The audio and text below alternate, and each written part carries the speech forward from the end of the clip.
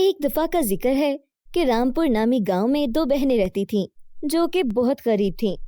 بڑی بہن کا نام شیتل جبکہ چھوٹی بہن کا نام کائرہ تھا، اور وہ دونوں جنگل میں اپلے تھاپنے جاتی تھیں اور انہیں بازار میں بیچ کر اپنا پیٹ پالتی تھیں۔ ایک دن جب دونوں بہنیں گھر واپس آ رہی تھیں تب انہیں رستے میں ایک بوڑھی عورت ملی جس کے ایک ہاتھ میں کمزور سی بکری جبکہ دوسرے ہاتھ میں موٹی تازی گائے تھی۔ وہ ان دونوں سے کہنے لگی، بیٹی میں بہت دور سے آ رہی ہوں اور میں بہت بھوکی ہوں، جو مجھے کھانے کو دے گا میں اسے انعام میں یہ گائے دوں گی۔ اس دن شیتل کے پاس کچھ پھل تھے جو اس نے بوڑھی عورت کو دے دیے تاکہ اسے موٹی تازی گائے مل جائے۔ یہ لے اماں جی، یہ سارے پھل آپ کھا لیں، یہ کہہ کر شیتل نے پھل بوڑھی عورت کو دے دیے۔ تمہارا بہت شکریہ، اور یہ لو اپنی گائے۔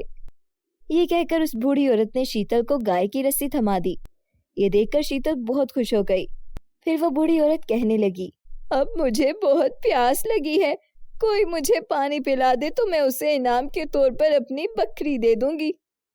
اس دن شیتل کی چھوٹی بہن کائرہ کے پاس پانی کی بوتل تھی جو کہ اس نے بوڑھی عورت کو دے دی۔ بوڑھی عورت نے پانی پی کر کائرہ سے کہا، تمہارا بہت شکریہ، اور یہ لو اپنی بکری۔ یہ کہہ کر اس بوڑھی عورت نے کائرہ کو بکری کی رسی تھما دی۔ کائرہ اپنی بکری کو دیکھ کر بہت خوش ہو گئی تھی۔ دونوں بہنیں اپنی بکری اور گائے لے کر گھر کی طرف چل پڑیں۔ راستے میں بڑی بہن شیتل کہنے لگی، شکر ہے اس بوڑھی عورت نے مجھے موٹی تازی گائے دی، ورنہ میں یہ کمزور سی بکری کبھی نہ لیتی۔ اب تو میں اس گائے کا دودھ نکال کر بیچوں گی اور بہت امیر ہو جاؤں گی۔ یہ سن کر کائرہ کہنے لگی، شکر ہے اس بوڑھی عورت نے مجھے یہ بکری دی، ورنہ میں یہ موٹی گائے کبھی نہ لیتی، کیونکہ یہ تو شکل سے ہی غصے والی لگ رہی ہے۔ جب میری بکری بچے پیدا کرے گی تو میں انہیں بیچ کر امیر بن جاؤں گی۔ اس طرح دونوں بہنیں من ہی من میں اپنے فیصلے پر خوش تھیں اور دونوں بڑے بڑے سپنے دیکھتے ہوئے گھر واپس آ گئیں، اور وہ دونوں بہنیں اپنے اپنے جانور کا خوب خیال رکھنے لگیں۔ انہیں ہری ہری گھاس کھلانے لگیں تاکہ شام تک دونوں بہت سارا دودھ دیں جسے بیچ کر وہ بہت سارا پیسہ کما لیں۔ پھر شام ہوئی تو کائرہ اور شیتل اپنی اپنی بالٹی لے کر بکری اور گائے کے پاس پہنچ گئیں تاکہ ان کا دودھ نکال سکیں۔ مگر جو ہی شیتل نے گائے کے نیچے بالٹی رکھی، گائے نے غصے سے اس بالٹی کو لات مار دی اور دودھ دینے سے انکار کر دیا۔ یہ دیکھ کر شیتل بیچاری ڈر کر گائے سے دور ہو گئی، جبکہ کائرہ جب اپنی بکری کے پاس گئی تو اس نے جو ہی اس کا دودھ نکالنا چاہا، یہ دیکھ کر ہکا بکا رہ گئی کہ اس کی بکری نے دودھ دینے کی بجائے چاکلیٹ دینا شروع کر دی۔ یہ سب کائرہ کی بہن شیتل بھی دیکھ رہی تھی۔ اسے لگا تھا کہ گائے کی طرح بکری بھی دودھ دینے سے انکار کر دے گی، مگر چاکلیٹ سے بھری بالٹی دیکھ کر شیتل کے منہ میں بھی پانی آ گیا۔